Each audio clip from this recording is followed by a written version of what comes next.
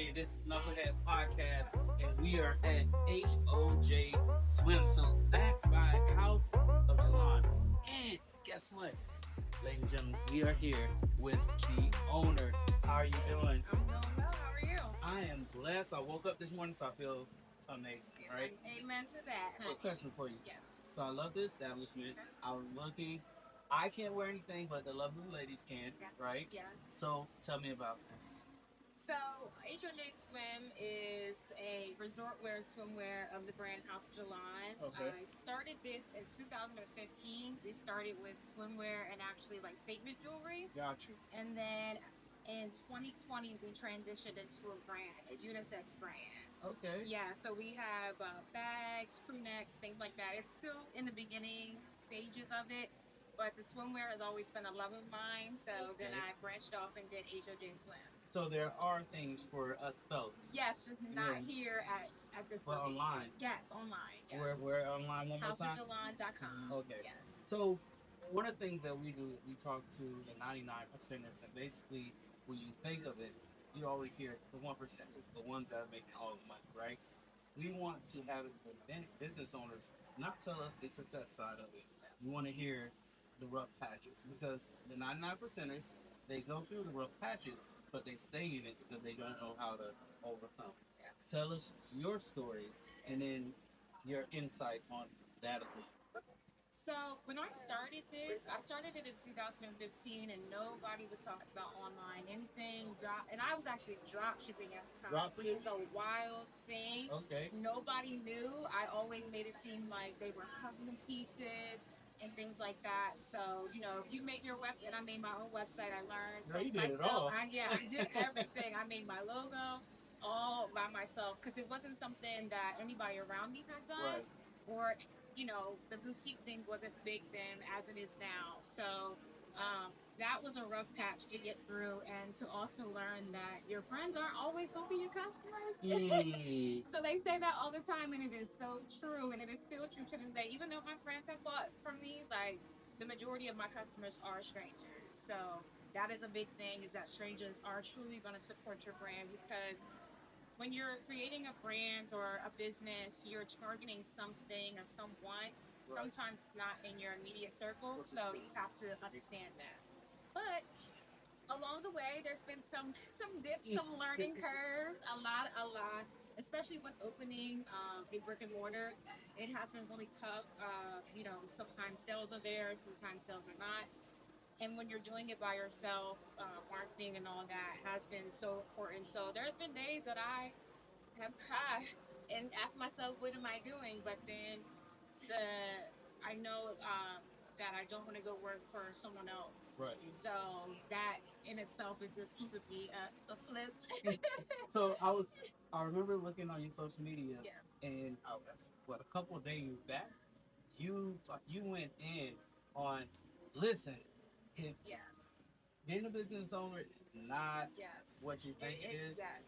It is rough, and I feel like a lot of people sugarcoat it, even though they say, it's really tough. No, it's worse than tough. It's sometimes you feel like you in hell, to be honest. Gotcha. But I believe and I know that once you get to that finish line, and I'm partially there in a sense because I have done this. Like I've actually opened it. I've had the storefront. I got customers. I've done it Which in a looks sense. lovely. Thank you, but I'm still not to the point to where I see the brand.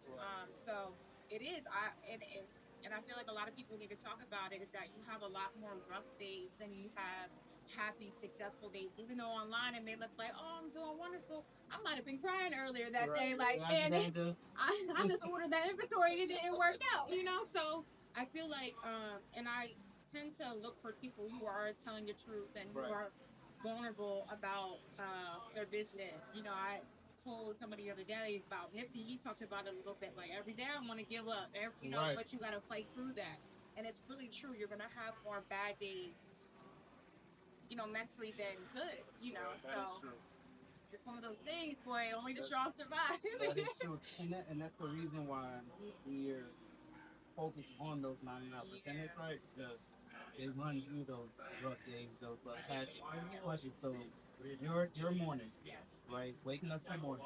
How do you motivate yourself like stay motivated throughout the day to get up to make the day happen? You know what? I actually listen to a lot of like binaural beats, which allows me to sit with myself. I don't watch TV. I do scroll on social media for the most part of business, but I really sit with myself and feel what I want. Right. So 5 a.m. I'm up hitting the gym, and I have been listening to a lot of Eric Thomas lately. Have Okay. you heard of Okay. it? Yeah, Yeah. he's Yeah. so. Sometimes, like I'll tell you, sometimes I don't feel like it. So when that 4:30 hits that alarm, sometimes I gotta just turn on Eric and say, you know what, we gonna get this going. You You know? want it bad enough that you can Yes, breathe. yes. What he said, and all men were created equal. Some just work harder in preseason. I'm like, yeah, that's it. I'm like, let me get up, let me get up, let me get up. I'm up. So yeah. With with that, right? I have a question. Not only do you own this establishment, you're a jack of all trades, right? And we'll get into that in a second. What made you go into those different arenas? Is it or was it because you're like, I don't want to work for someone, so I'm gonna tap into everything that can bring money, so I don't have to be like, hey, clock in, Yes. or is there something else? So I feel like it's all the above. And to be honest, I actually used to look at my father. My father used to do that. Gotcha. And I would be like, he is crazy. Why can't you stick to one thing? Right. And as I got older, I understood that, you do need multiple sources of income, especially when your dream isn't somebody else's dream. And, sometimes it's just not for you. Right. So I've always been a creative person. So the ideas just they come flowing, So I just be like, oh, okay, all right, let's do it. Let's do some of it. Let's do lashes. Let's do this. Let's do that. So if it's something that I feel as though that I'm capable of doing, Right. do it. So tell us what the other things that you do. So I am also a co-owner of a supplement company called Elevate Health. It's more driven towards holistic healing, sea moss, super cleans, and things like that. And I also own a do-it-yourself lash extension kit.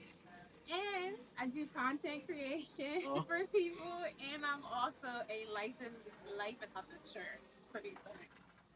And I'm trying to think what else is there. I feel like there's something else. Probably I can't think of it. You do it all. Yeah, I do. You do it all. I do all my stuff, all the marketing material, websites, all that. I do myself. Yeah. So, what could you tell someone that's looking to get to where you are? Like, how can you motivate anything, any words that come to mind? How can you help that person?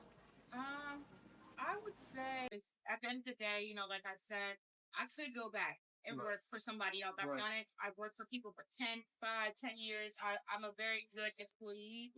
But at the end of the day, when I sat there, I knew something was unsettled inside of me and that I was greater. Not to say that anybody who works for 9 to 5 ain't great, because you are. You know what I mean? We all great. But you really have to listen to yourself. And if that's something that God's source or whoever has called and put inside of you, I say listen to it. And just try. We all should have been doing this. And if you see us smiling at the top, the road there was rough. But yeah, just really listen to yourself.